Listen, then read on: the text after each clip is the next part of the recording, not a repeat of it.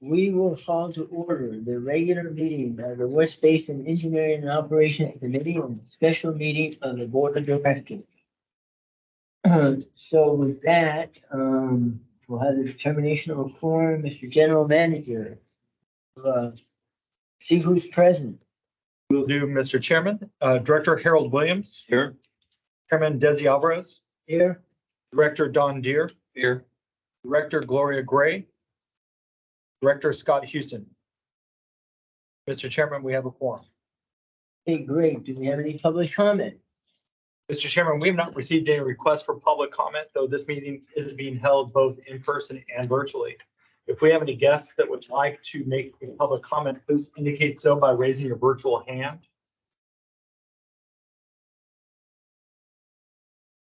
And Mr. Chairman, I do not see any requests for public comment. Okay, so then, no presentations today. Staff has no presentations today. We'll move to the action calendar, and the first item up on the action calendar is the award of an agreement for exterior landscaping services for the West Basin facility. So, Mr. General Manager, would you like to introduce that, please? I'd be happy to. The first item, as you mentioned, is item 5A. And for this presentation, we have Nelson Rodriguez, our facilities maintenance coordinator.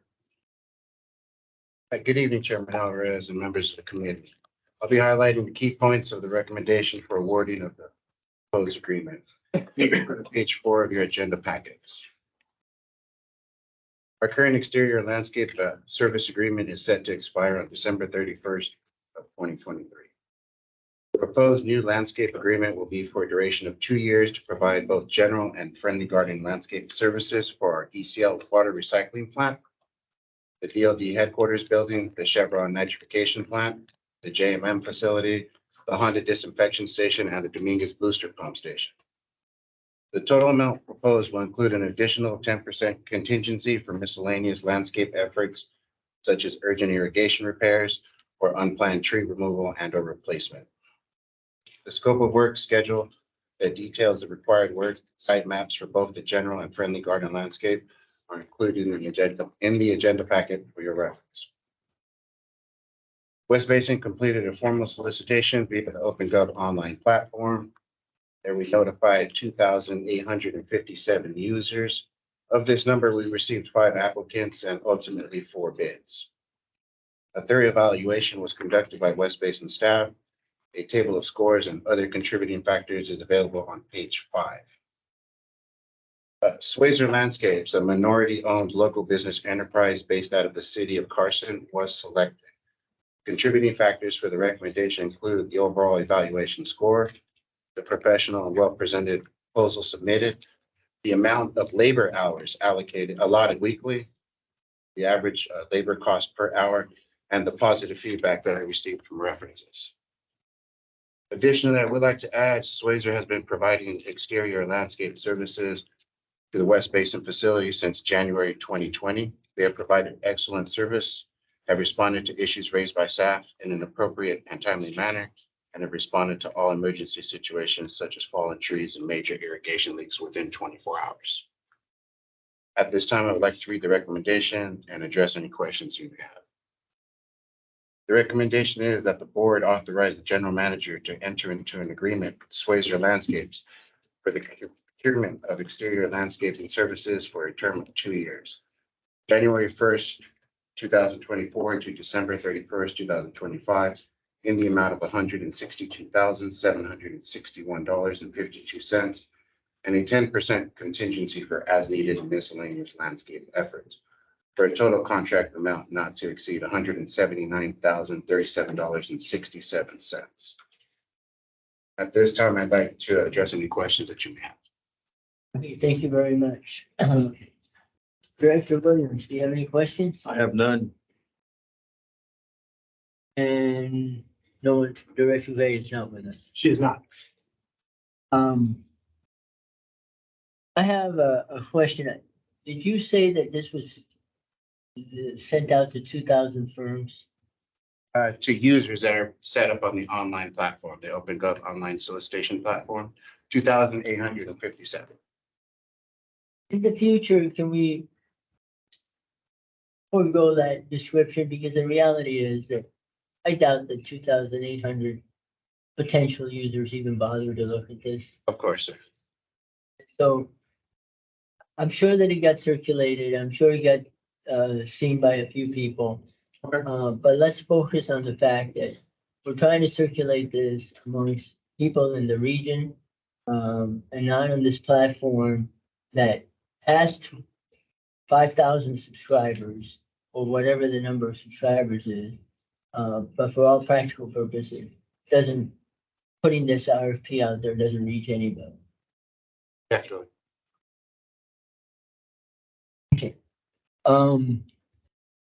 And this particular firm is currently the service provider, Yes, sir. so we're happy with their, Most definitely. I perform quarterly inspections and monthly walkthroughs, and they definitely do great work. I don't have any other questions, is, you okay with moving this forward? Absolutely. I will move this one forward. The next item is the award of agreement for construction and amendment of the budget for the Palos Verdes Recycled Water Pump Station project. Mr. General Manager, would you please introduce this item?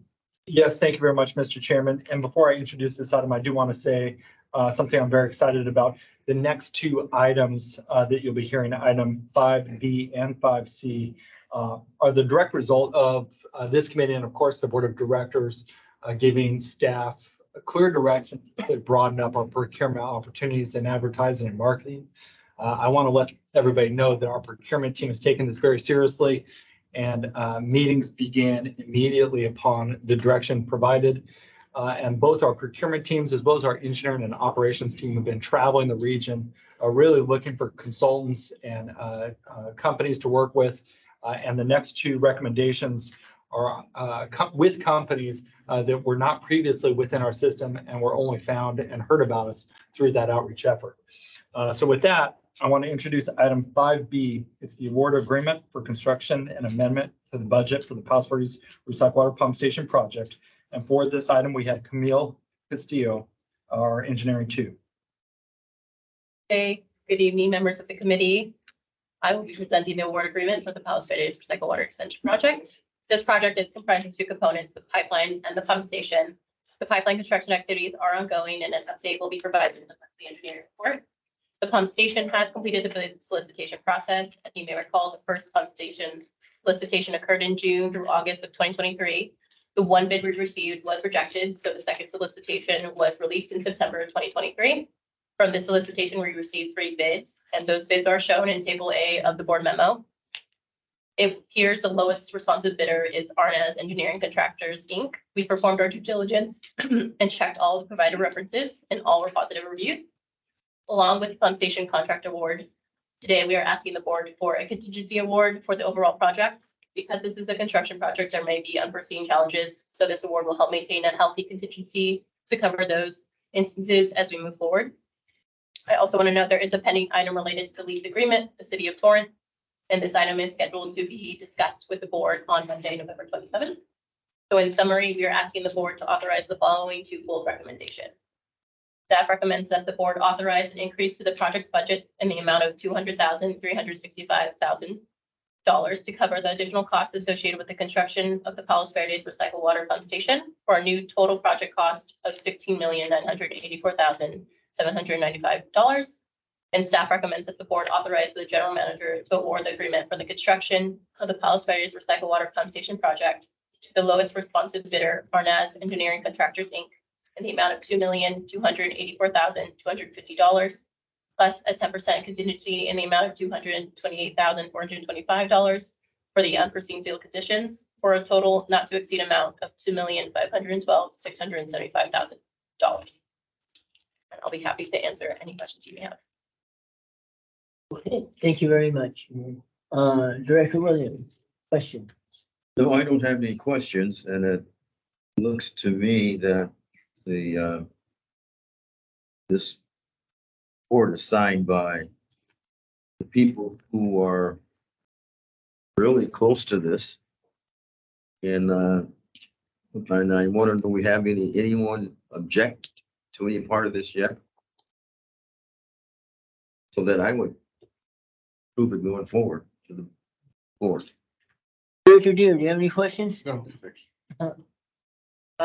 I have a question slash comment. We are being asked to, award, the contract for the pump station, project, but we're also being, requested to increase the overall budget. And I think that this project has gone through, several budget reviews. You have one attachment that maybe you can put up on the screen. That's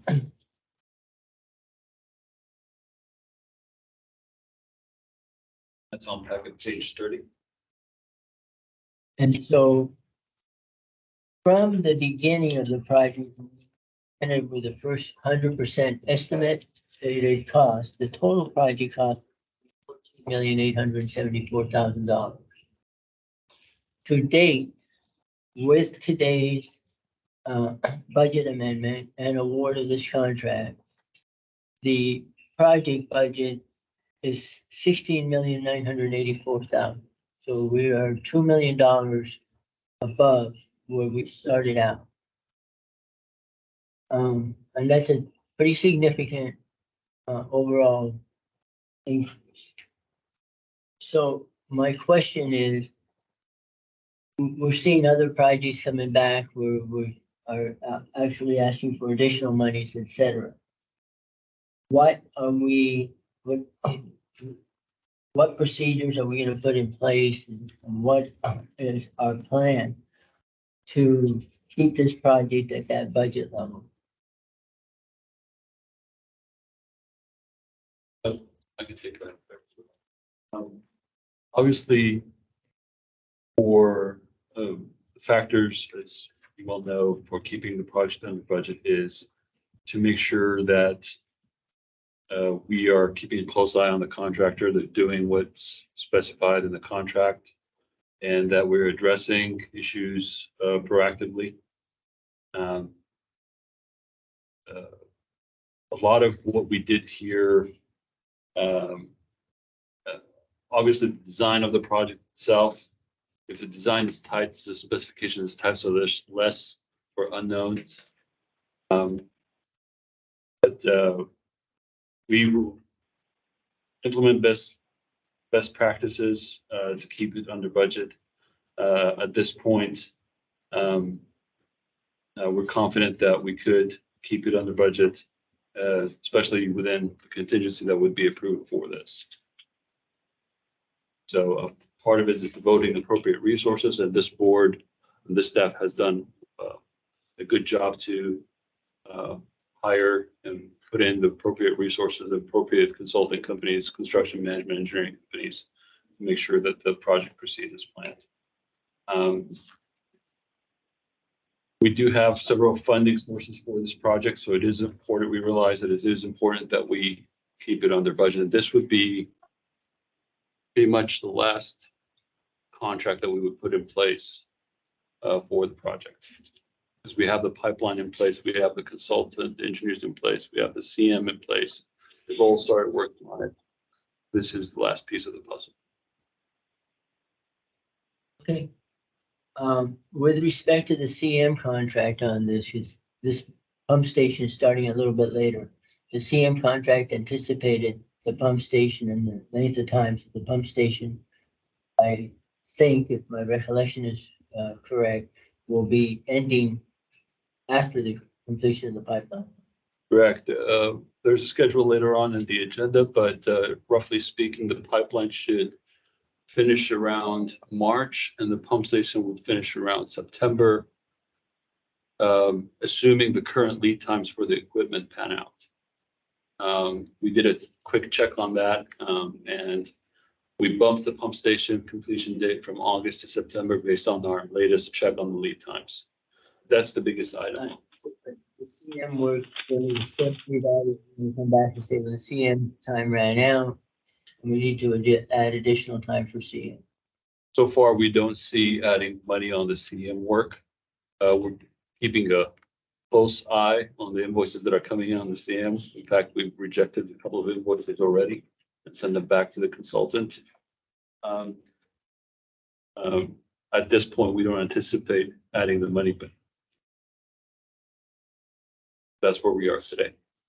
And since this does have multiple sources of funding, including grant funding and then funding from, I think Cal Water is contributing to this as well as the golf course and others. The additional 200,000 plus or minus asking for today as an additional budget increase, where's that money coming from? We're proposing that money comes in from our PAYGO funds. The golf course, you may recall back in March when we awarded the pipeline, they contributed an extra 150,000. They originally had $500,000 contribution to the project. They added 150,000 for pipeline and committed another 50 for the pump station increase. And those are values that are proportional to the overall project, the original funding that they contributed. So one thing that we will be doing in next month or so is bringing back an amendment to solidify that extra contribution from the golf course. But you're right, there's Cal Water who's contributing some funds in there, and then there's other state funding involved. For this particular $200,000, we're proposing PAYGO. It's coming out of the district funds, District fund, yes. operating revenues from this year. Okay. All right, thank you for those clarifications. I don't have any other comments, so we'll move this forward to the board. Next item is the award of an agreement for construction services for install VFDs and DFT Little facility for disinfected tertiary product pumps. Mr. General Manager. Yes, thank you very much, Mr. Chairman. This is a follow-up from an action item from this past August, where the committee and board approved the advertisement of the construction services to install the VFDs. And for this item, which is item 5C, we have Joel Blair, our engineering supervisor. Good afternoon, Chairman Alvarez, Theater Director Williams. We are on page 31 of the packet, and this is for, as EJ mentioned, construction services to install VFDs at the Edwards Little facility. It's for the disinfected tertiary product pumps. So we're talking about the VFDs that control the pumps, disinfected tertiary water, or Title 22 water out into our distribution system. So West Basin relies on pumping systems throughout its recycled water treatment and distribution facilities. These pumping systems typically include variable frequency drives, or VFDs, to protect the pumps, allow for smooth adjustment of flow rates, and maintain efficient energy usage. So many of the VFDs at West Basin facilities have been in service for 25 years. The current phase of this project replaces 3 VFDs that were original from 1995, and they are now offline and cannot be used. Again, they serve the Title 22 product water pumps. So we are close to completing fabrication of the VFDs. And so the item today is for award of a contractor to install the replacement VFDs. So in September 2023, or earlier, a couple of months ago, West Basin advertised for VFD installation services via RFP. The RFP was posted on OpenGov, as well as West Basin's website and social media accounts. We posted that for 6 weeks. And 6 weeks later, we received 3 bids. These bids are listed in Table B on packet page 33. You'll see that R2 Build of Laguna Hills provided the lowest bid of $209,000. That's on the next slide. Of note, this bid is approximately half the engineer's estimate of $394,000 and half of the next lowest bid. As EJ mentioned earlier, R2 Build was one of the vendors we found via our outreach efforts. One of the new vendors. They are a small business certified as a micro business and for small business for public works. We contacted 3 of their listed references. They received good to great reviews. There were no issues with claims, LDs, or delays. We also contacted 3 additional contacts on there based on completed projects. And these projects range from approximately $1 million to $2 million And the clients were Metropolitan Water District, Laguna Beach, City of Linwood, Foothill Transit, LA County Sanitation Districts, and Rancho Santiago Community College District. Again, good to great reviews. And at this time, I'd like to read the recommendation. The recommendation is that staff recommends that the board authorizes the general manager to enter into an agreement with R2 Build Engineering, Inc. for construction services on the disinfected tertiary product pumps and VFDs rehabilitation project, that's CIP 10092, in the amount of $209,000 plus a 30% contingency for a total not to exceed contract amount of $271,700. At this point, I'll take your questions. Thank you. Director Williams. General Mr. Chair, Manager, Mr. Chair, Yes, Director Gray, how are you? good. I And just welcome. want to let you know, I'm here. Thank you. okay. Yes. Question, are you happy with this? I'm very happy with it. As I mentioned, I do want to say thank you to our engineer and our procurement team, because this is a great opportunity to broaden the partners that we have in our communities, and those that do work for us. And so I'm in full support of this item. Thank you. Director Deere. I'm just curious why those bids are so different. Some are They more are than all over twice. the place, are they not? Pardon me? They are all over the place. Yeah, it's amazing. Why is that? Any ideas? Well, the high bidder, 493,000, that's Metro Builders, they were not at the pre-bid meeting, so they did not see the site. So that may have been a safe bid at a higher cost. Lead Electric was there, and their bid was pretty much the engineer's estimate. And then we did ask R2 Build, we gave them a call and made sure they understood the scope of work and made sure. I think within public contracting code, they are allowed to retract their bid within 1 or 2 or few days after the bids are published. And they were comfortable with the number they provided. They said they have in-house programmers who can do the programming of the VFDs. We've talked to at least 2 of the references where they did VFD work, and they seem to be capable of doing so. Okay, Director Gray, do you have any questions on this particular item? No, thank you, Chair. Okay, my question is kind of the same as Director Deere's. There is a big discrepancy in the bids. A really big one. So with R2 Build, you mentioned that you checked all of the references and so on. And I think you talked about this, but maybe you can expand on it a little bit more. They, in terms of the references, you asked specifically for if they had delays on projects, any claims, any LDs, and all of that came back negative. Also, change orders, no contractor caused change orders or delays. They're typically engineering issues or owner issues that delayed or caused additional costs. And the general manager made reference to the fact that this was one of those bids that came from outside of our normal vendors, if you will.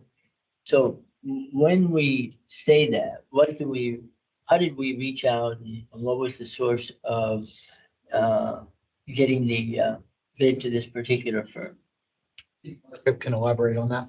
Yeah, this particular firm was on a contractor's list of sister agency, if you will. What we did, part of our outreach efforts, part of the many efforts, was to reach out to agencies like West Basin, see who's on their list, and be able to look at that list and contact them and make sure that they are listed with us as well. And this particular contractor and the one before, a little bit on previous item, were both on other lists for other agencies, and we added them in. They received the notification and showed interest. Do we advertise in printed media at all? I don't believe we advertise in printed media. Though I will say, and I know it was referenced, our involvement and our usage of OpenGov, and you and I have discussed this in one of our meetings. It's far more user friendly, and we're finding that that's an added improvement as well. But also the outreach that we're doing, because we're trying to think outside the box. Not only are we sending or have boots on the ground at these opportunities, the Metworks events and stuff like that, they're in different parts of their service area, but then also working with other agencies like ours, as Mark just mentioned, to find out who they're doing work with. I know that printed media is not widely read anymore, but it is still circulated because most of the printed media also has digital. And there are people that still look at those ads.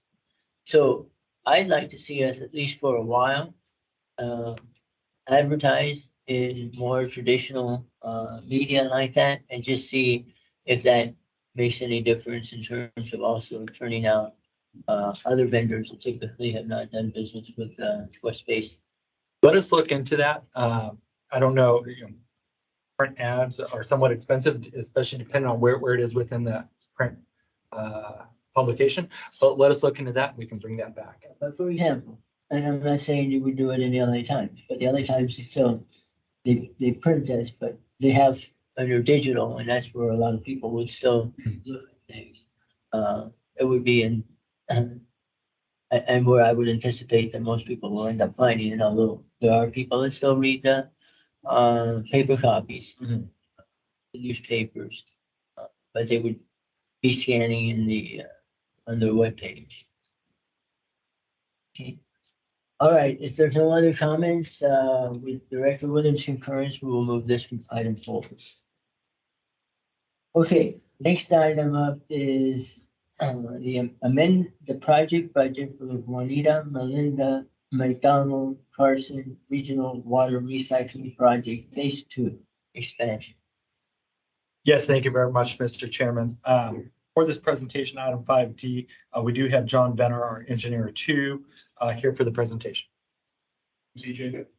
Good afternoon, directors. Today I'll be presenting an action item regarding a budget increase for the JMM Carson Phase 2 expansion project. The staff report for this item begins on page 36. We'll be starting with the presentation on. So, next slide, please.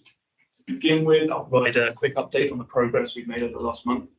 We're currently finishing up the last major area of construction work on the project, which has been to install these HVAC systems to both the major electrical buildings on the site. So these HVAC systems, their aim is to protect the delicate electrical equipment inside from temperature changes and moisture. The image on the left there shows ducting installed on electrical building 97, which is the building closest to the control room, and through which most of the power runs to the site. The image on the right shows ducting installed on electrical building 99, which is the building next to the new CMF. You can see the canopy there in the background, and that houses all of the controls of the CMF system. So since then, they started installing the cladding, and when I was on the site yesterday, they're almost done with that HVAC system. Next slide, please. The image on the left here shows a view through the 6 racks that we've installed underneath that canopy. When they're running, obviously they'll have membranes in there, so we won't be able to see through them. But for now, this image shows the contractors removing dummy modules that were in place while we conducted flushing of the equipment to ensure that the membranes weren't damaged when we were flushing any potential debris through the pipes. Next steps here are to install the actual membranes on those skids and then to conduct sequencing tests to ensure everything operates properly before we begin our final 30-day acceptance testing. The image on the right here shows the detention basin at the back half of the site. This basin will be used to contain the runoff from rainfall events to ensure water. The slope of the basin has been lined and rocks have been installed to hold the slope in place.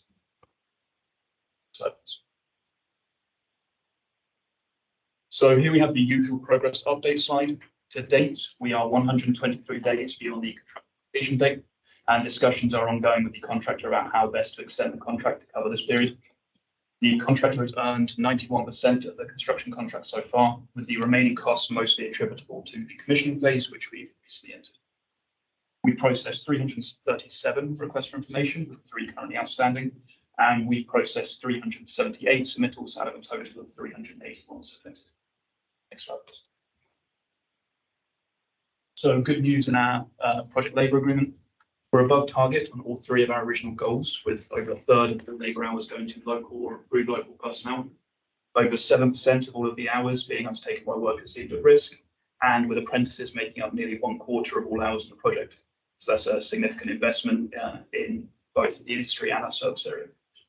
As we're nearing the end of the project now, with few remaining labour hours remaining, we can tentatively predict that we'll be meeting all our PLA goals for this project. Next slide, please. Have here our usual table of total hours. As you can see, 10.2% of all labour hours were undertaken by workers in Division 1, while 2/3 of all the workers employed by a general contractor FELUNC were from either our service area or LA County. Next slide, please. This table shows the same hours divided into craft. As you can see, the bulk of work hours were undertaken by labourers, with electricians also providing a large number of hours. Division 1 contributed a significant percentage of our carpenters on the job, while Division 4 provided 10% of the electrician hours.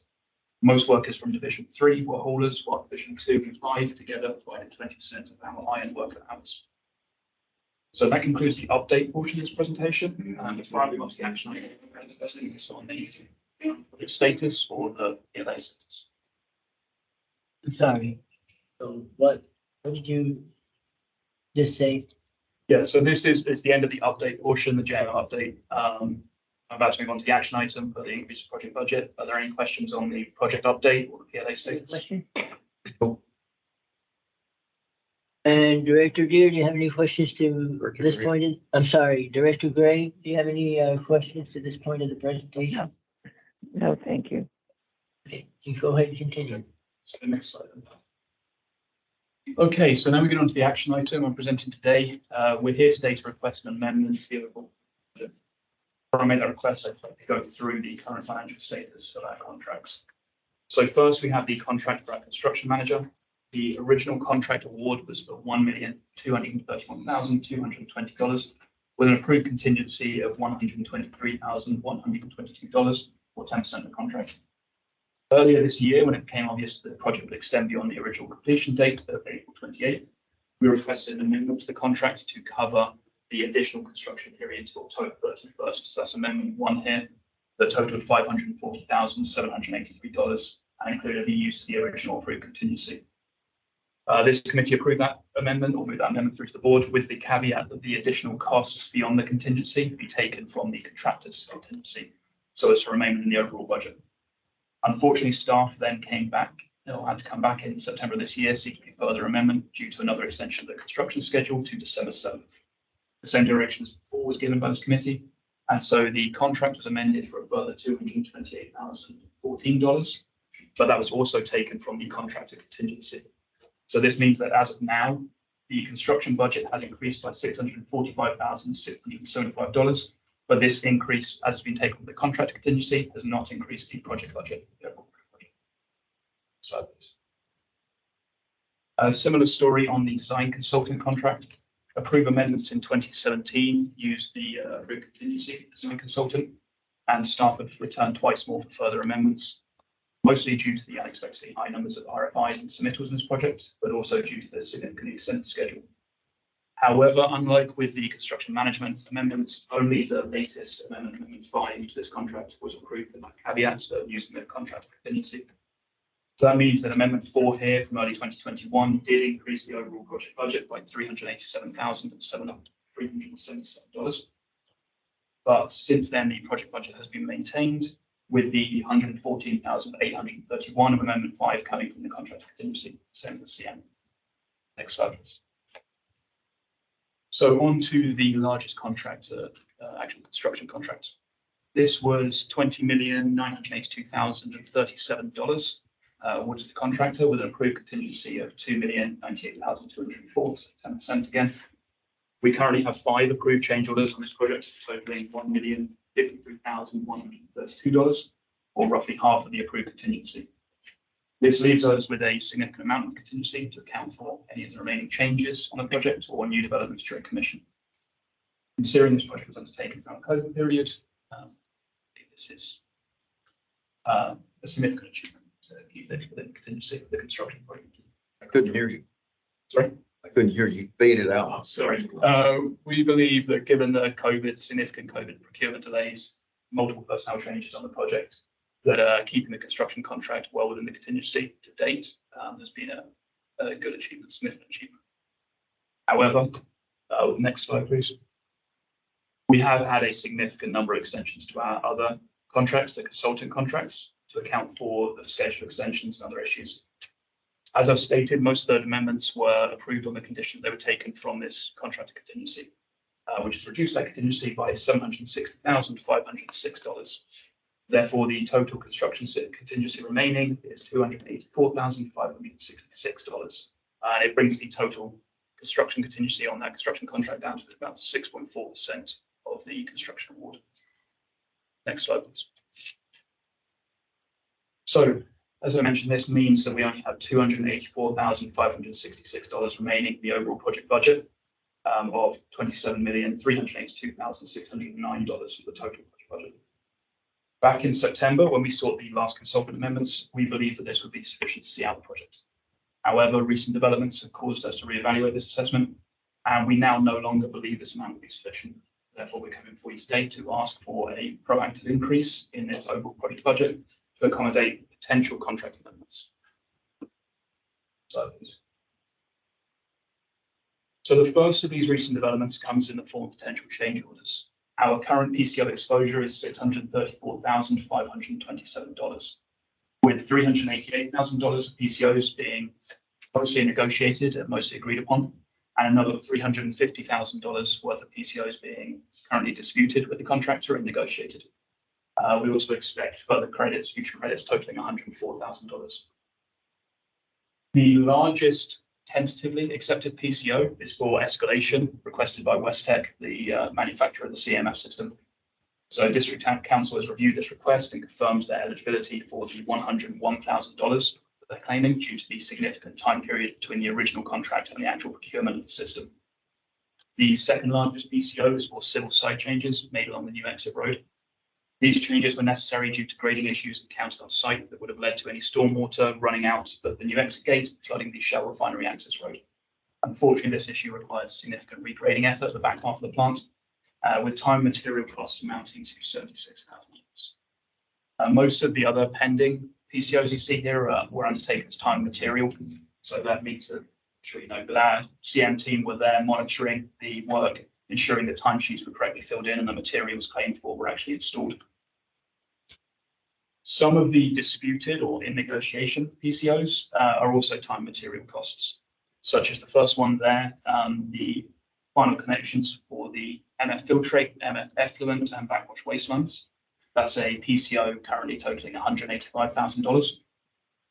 But the reason these ones are disputed, these time material ones are disputed and the others aren't, is that they were enhancements to existing in-scope tasks as opposed to completely new tasks. So our CM team are negotiating the credited in-scope work that will be removed from those PCOs. So therefore, we expect that disputed number to reduce as we negotiate those credits. However, our current exposure on there is $350,576.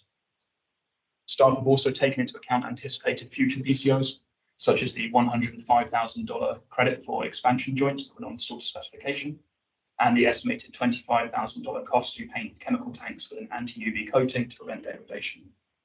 So as I mentioned, in total, the current PCO exposure equals $634,527, which obviously is already more than our remaining project budget of $284,566. Next slide, please. In addition, we have recently received an updated schedule from the contractor showing a project completion date of February 26, 2024. That's an additional schedule extension of 2.5 months beyond what we presented in the September consultant amendment presentation.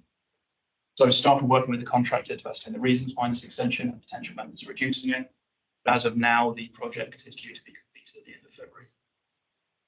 In September, we requested consultant amendments to ensure that consultants could be paid until the then project end date of December 7th.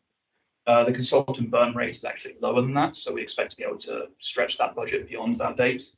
But obviously, with a new scheduled end date 2.5 months later, we are anticipating the need for further consultant amendments.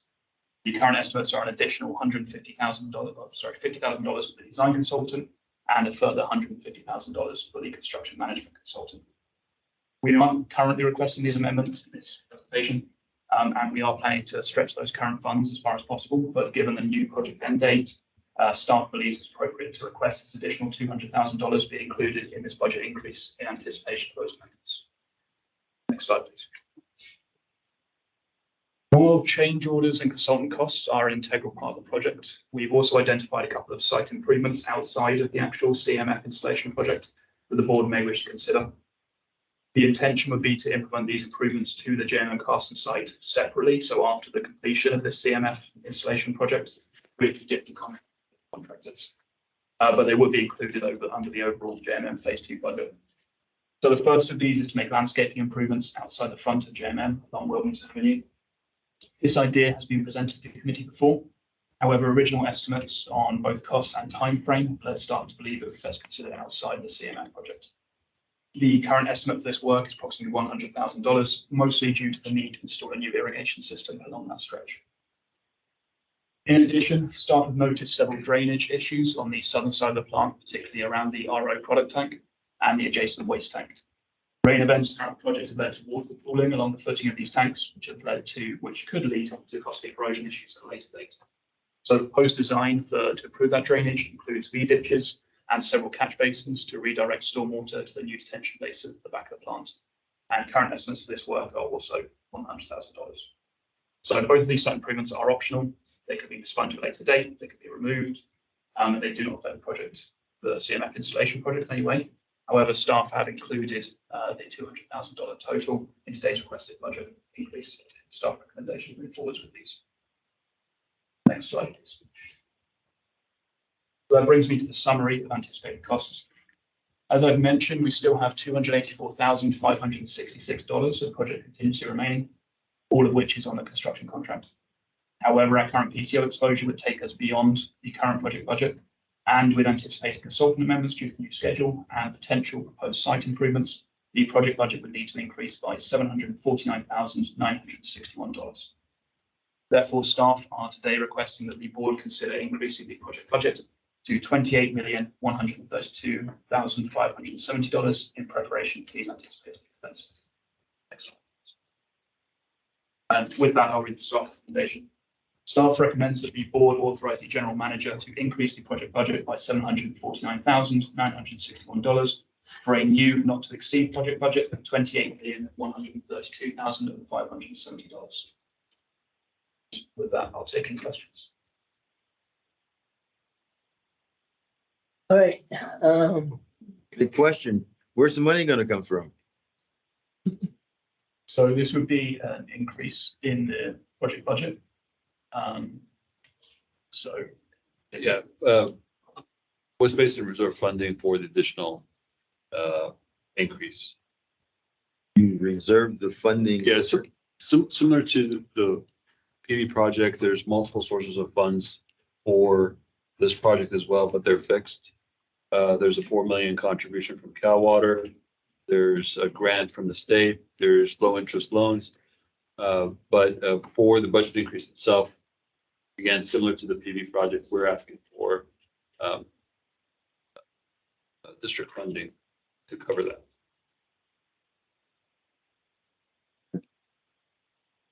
I don't get it.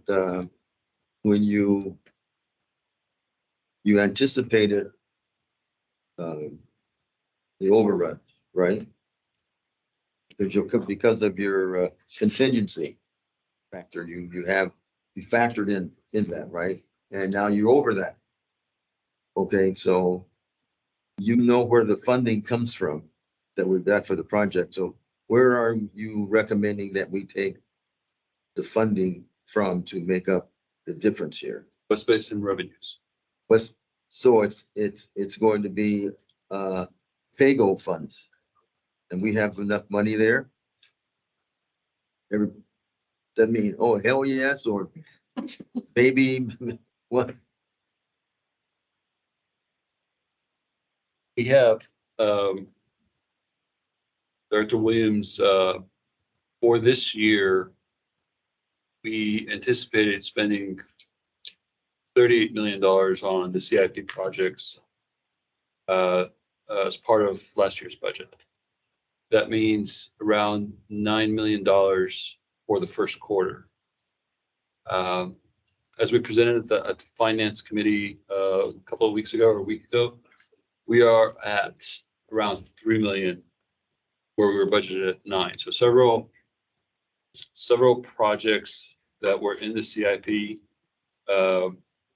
experienced delays for different reasons. For the PV project, for example, we haven't received a bill yet from the pipeline contractor.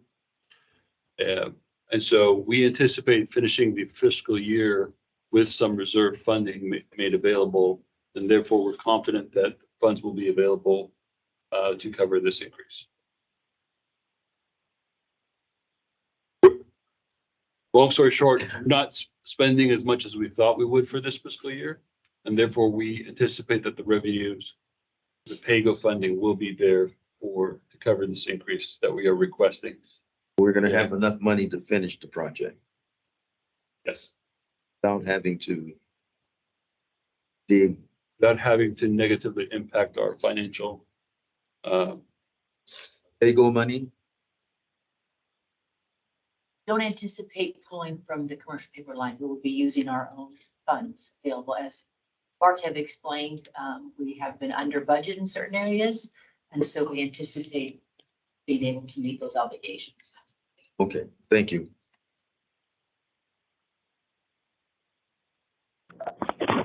Mr. Chair, Director, do you have any questions?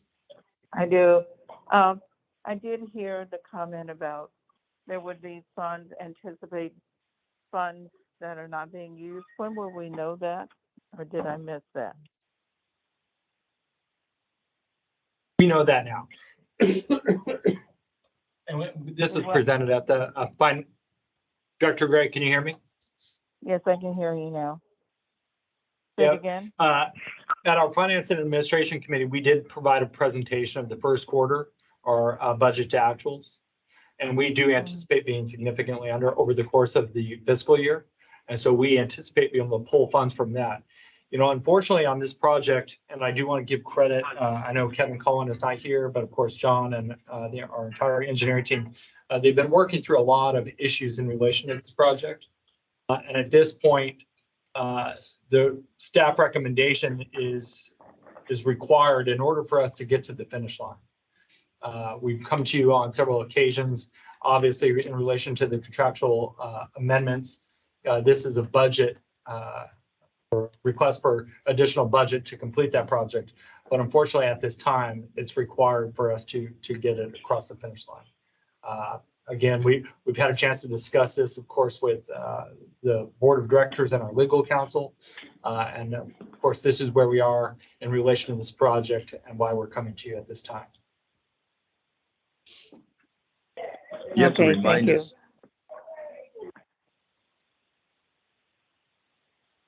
Any other comments, Director Gray? No, thank you. Thank you. Okay.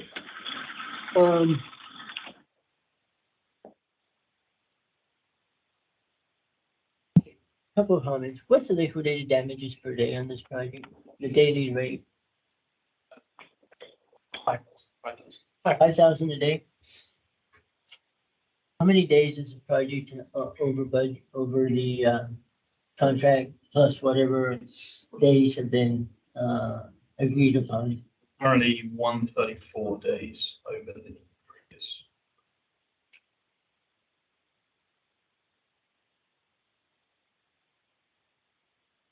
Sorry, 123 days. Okay, so That's up to February. No, that's back to the last That's up to December. contract amendment for the contractor. No, not to December. That will be to end of July. So through the end of the job, how many days will it be? So original contract completion date was April 28th. And you got, and you given them I don't know, 10 days, 100 days, whatever, with all the dates. There's a date, a new date. So since that date, how many days of liquidated damages are in effect through the anticipated completion date of February? 241 days. So there's almost $1 million in liquidated damages, or a little over, actually, 1,200,000.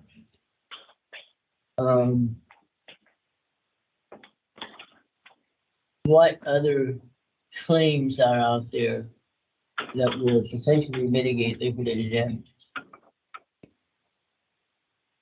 Contractor has so far filed one claim. And that claim is close to $500,000. So potentially we have $600,000 of unmarked revenue. In other words, liquidated damages that would be assessed to offset this increase.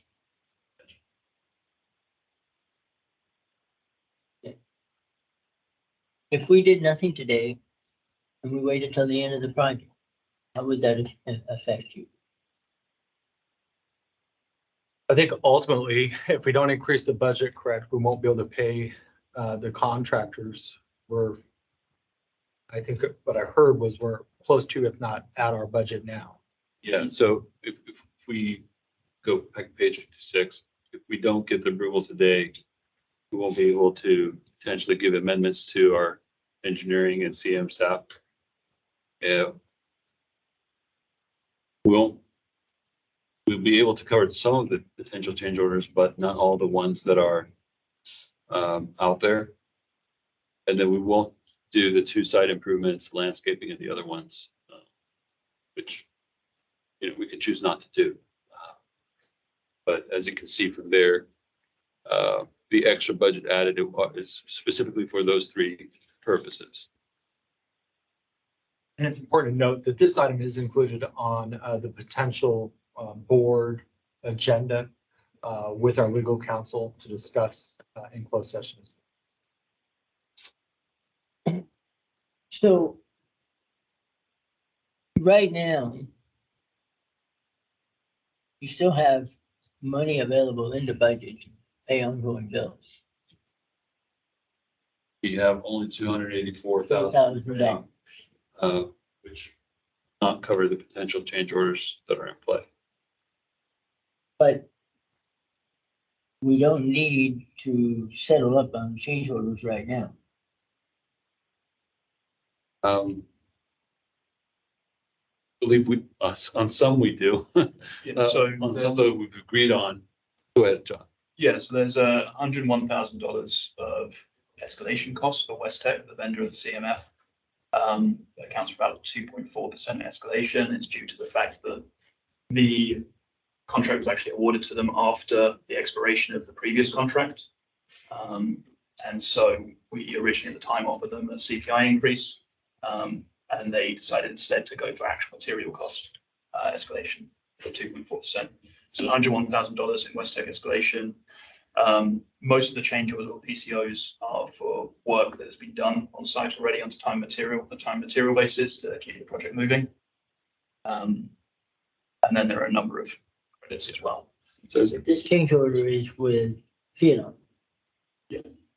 So if you don't sign the change order, and you say, well, we're gonna just negotiate all the change orders at the end,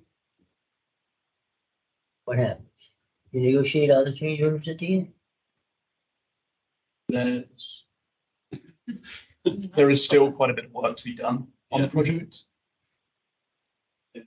Director Alvarez, as we mentioned, we pulled $760,000 worth of contingency from that contingency that was originally. I understand, the budget is the budget where we've moved money around quite a bit. I follow the moving the money around.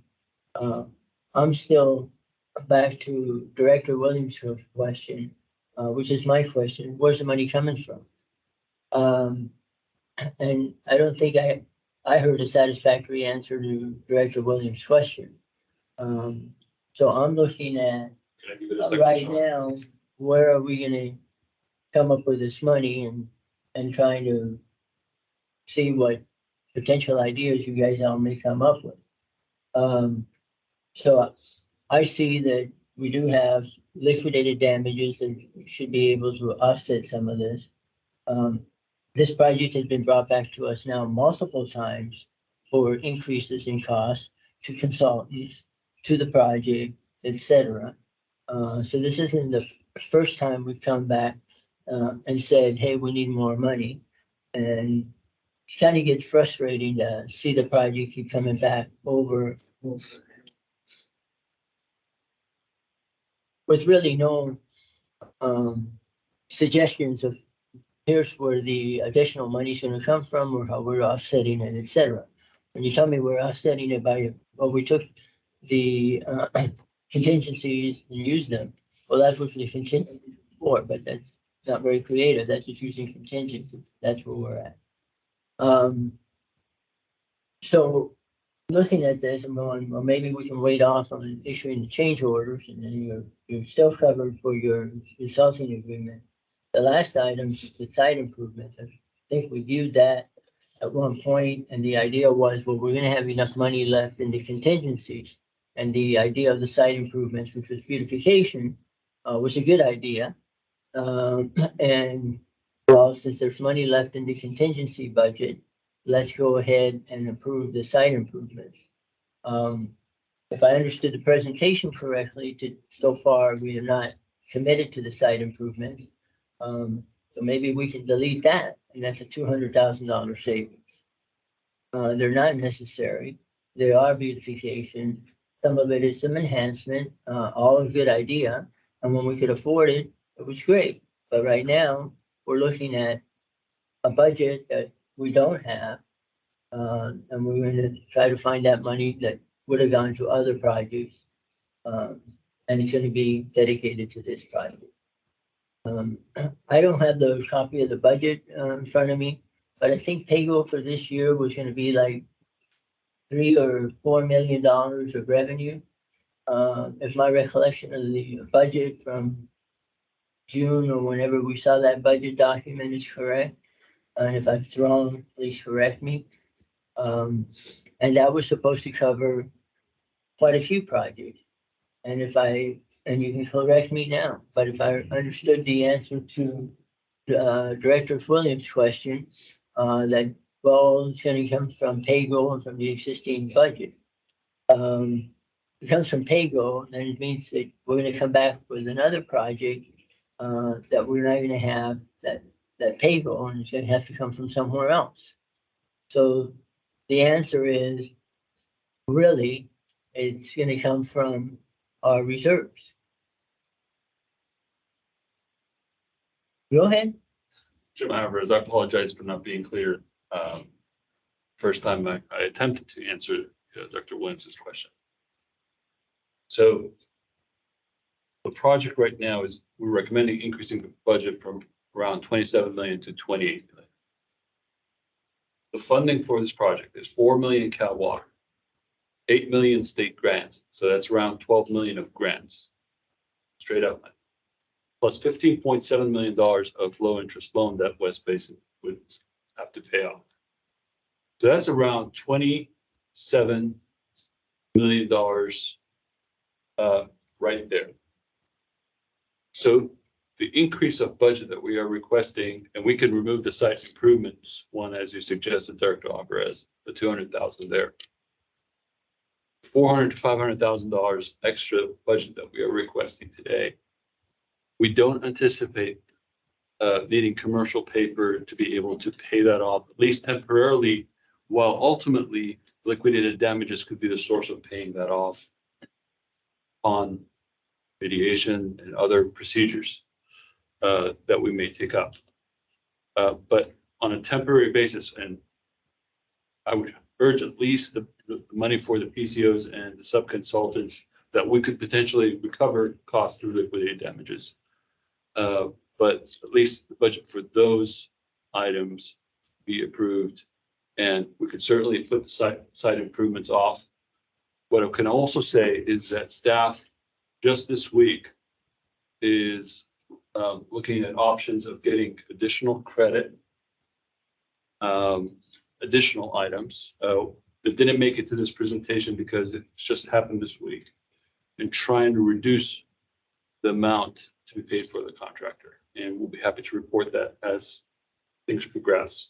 Mr. Chairman, if I could add, perhaps at this time, if the committee would entertain the thought of moving this forward without a recommendation. We have a board meeting on Monday. Again, I think that the discussion related to liquidated damages and our thoughts as far as how to proceed to the conclusion of this project would be better served if we had that conversation in closed session with our legal counsel. That would be my recommendation at this point. But obviously, if the committee has questions or would like to do otherwise, we would do so as well. I have a couple of other suggestions based on just the last comments I just heard. Maybe that this item can be postponed and brought back when you have the additional credits. And I, for one, would at this point say that we delete the site improvements as another source of savings. When they were approved primarily because there was going to be money left over in the contingencies. And obviously we've run through the contingencies. Yes, between the state grant, the Prop 1 grant of $8 million and the $4 million from Cal Water and the low interest rate of $15,725,000, we have a project budget of $27,382,000. But what we're being asked to do is to increase that budget. And if we increased it by the amount that is being requested today, that'd be another $750,000. And that's not coming from Cal Water or the Prop 1 grant or the state low interest loans. And if it did, if we had to go back and borrow money, it'd be an additional burden that we would have to pay off. And we're saying now, well, there may be some additional credits that would be coming back. Once we approve the budget increase, those credits, yeah, they'd be used and there may be a budget surplus, there may not. My recommendation is that we delay this item and you bring it back after you have those additional credits, and this has some further work behind that. I don't know how the rest of the committee. Well, I could support that, but as long as we're not deleting any of the site improvements. I would like to clarify that because I thought I heard you say delete the site improvements. That's what he said. That's what I said. I'm saying no. Okay. Don't delete those. So when you bring it back for the site improvement, but bring it back for the credits and identify other alternatives that would have potential savings. And then to clarify, when you'd like that brought back, again, I do think there'd be a benefit to discussing this with legal counsel as far as this action goes, but if you want to postpone it to And December. if you're going to discuss it with legal counsel, I'm sure there is a reason for that, and we'll have that discussion. But at the same time, I'd like to see a little bit additional budget breakdown, because when we talked about this is going to come from, well, the existing budget's $38 million, et cetera. I don't have the budget document in front of me, but my recollection of it was, well, PAYGO was in the $4 million range. We weren't generating that much revenue for PAYGO. And then other funds were coming out of reserve. Other funds were coming from grants and other sources. And I'd like to see a real nice breakdown of all of that, as opposed to, well, we're going to just pay for it out of district fund. We're going to spend $3 million out of $9 million. But we're going to end up, are we going to spend the $9 million or we're not? I don't know. But I'd like to see that discussion and a presentation of that in much more detail than we've been presented with today. Okay. All right, thank you. And to clarify, so you do not want this on the agenda on Monday? Don't. Will that limit our ability to continue work? I think we have enough to at least Have enough to go through another. approve some of the PCOs. Yeah, make a modify change by 6. Okay, Thank you. I just want to clarify. All right, we have, and I am going. To look at the clock. I know, I was just gonna say, we have one more item. It is after 5. I was intending to end this meeting by 5 PM, so we will handle this one item and then we will, close, the meeting, and the information calendar will be deferred to the next meeting. So the next item is the award agreements for supply and delivery of ferric chloride and sodium hypochlorite. General Manager, please introduce the. Yes, thank you, Mr. Chairman. Item 5E, as you mentioned, is the item related to our ferric chloride and sodium hypochlorite. And for this presentation, we have Susanna Lee, our operations supervisor. Thank you, EJ. Good afternoon, Director, and I'll try to make it quick. If you turn to page 59 for the beginning of the staff report. And as mentioned, this is for award of contracts for supply and delivery of ferric chloride and sodium hypochlorite. We all know that it has been a challenging 22-23 fiscal year regarding chemical delivery and pricing. The constraints that we have seen the industry have experienced during the last year and a half have, for the most part, been stabilized. But most of the chemical vendors, however, at the beginning of this year, were still prefer to have a shorter contract term due to inflations and other factors. So all the existing chemical agreements are set at a 6 months contract durations term and set to expire by the end of December this year. So staff reach out to chemical vendors in late August and September timeframe and gauge interest whether they would like to hold current pricing for additional 6 months as the options was available in the contract. Staff also reach out to different districts and chemical vendors to gauge chemical pricing at that time, and most of the chemical price was stabilized, but it's still in the increasing trend. Most vendors did reply and agree to extend their contract for additional 6 months with the current pricing. However, their chloride supplier expressed that they are interested in extending the contract, but will need to with a higher unit price. For sodium hypochlorite, the supplier did not return the staff request in time to express interest for extension. So staff issued an IFQ on September 19th of this year for the 2 chemical contracts. That's for a 6 months contract term beginning January 1st, 2024 to June 30th, 2024. Quotes were due on October 12th, and West Basin received 2 to 3 quotes, 2 quotes for ferric chloride and 3 quotes for sodium hypochlorite. The submitted quotes are summarized in attachment A, and table A lists out the price for the new vendors and the new contract term. For ferric chloride, there is a 5% increase in the unit price, and with hypochlorite, we see an 18% decrease in pricing. With that, I'll read the recommendations and open up for questions. Staff recommends that the board authorize the general manager to award agreements with the following chemical suppliers from January 1st, 2024 through June 30th, 2024 for the supply and delivery of the following. Ferric chloride, Penco Inc. to supply and deliver ferric chloride to ECL at $1,172.85 per dry ton. Sodium hypochlorite, JCI Jones Chemical Inc. to supply and deliver sodium hypochlorite to CNTP, TLWRP, JMN CLWRP, ECLWRF at $1.63 per gallon. I'll be happy to answer the questions. Director Williams, do you have any questions? No.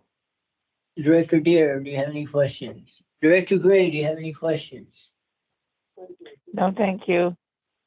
Okay, I don't have any questions, but I will note, and to your credit, the awarding these two contracts, although one contract is going to cost more money than previously, the other contract is significant savings. The net effect after awarding both contracts is a savings of $582,000. So congratulations, thank you. And with that, we'll move this item forward and, we will adjourn this meeting and our next meeting, are we gonna meet in December or? We are currently scheduled to meet in December. I believe the date of that meeting is December 18th. Yes. Just to clarify the information calendar, you want that moved to the December E and O or? Okay. Should we include it on the full board? For information purposes, Okay, but we'll include that in the board pack. normally we can do a presentation and we ask questions. We don't have time today.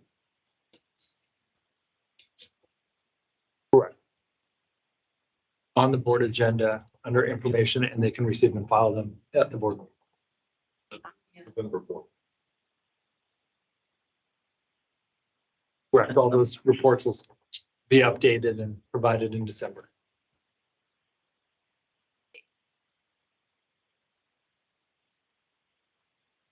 All right, thank you. Thank you. With that, we are adjourned.